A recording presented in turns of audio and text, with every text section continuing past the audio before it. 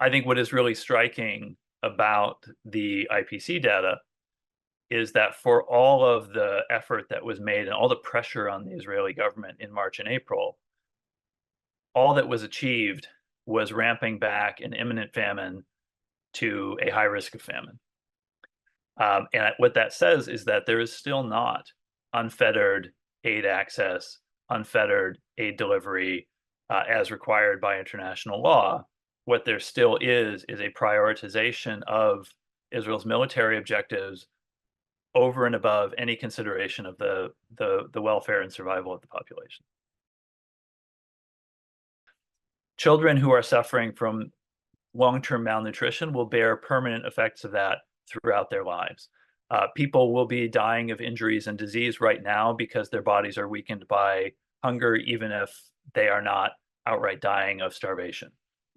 And this is going to leave scars on the population that will far outlast this war.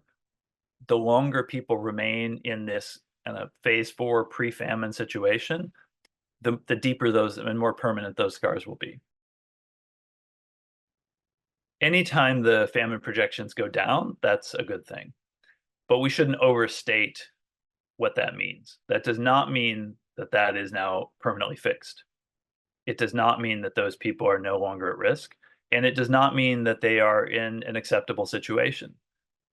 IPC phase 4 is still emergency. That is still a terrible place to be. It is still a level of deprivation that can produce a lot of suffering and a lot of mortality.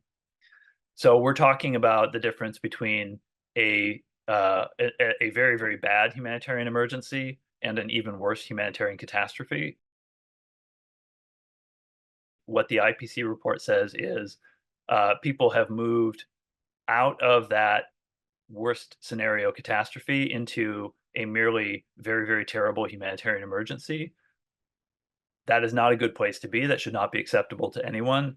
And that is precarious. If aid flow is disrupted again, which of course it was after the reporting period of this IPC report by the Rafah invasion, all of that progress, modest and insufficient as it is, will be lost again. Through March and April, we saw the largest volumes of food inflows that we've seen since the beginning of the war. It still is not enough to reverse and control the situation, and so I think it's very relevant that despite all of that, the territory during the period remained in pre-famine conditions. So they did just enough to bring it from imminent risk of famine back down to pre-famine.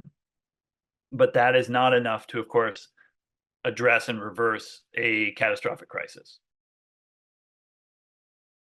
What's different about Gaza is the universality of the famine risk.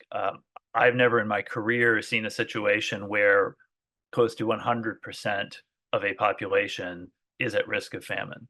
And as bad as the situation is in Sudan, proportionally it is not as high as it is in Gaza. So the absolute figures in Sudan are much higher. The proportional figures in Gaza are much higher. Both are terrible. And the commonality between them is both of these are caused by conflict. This is not a naturally occurring phenomenon.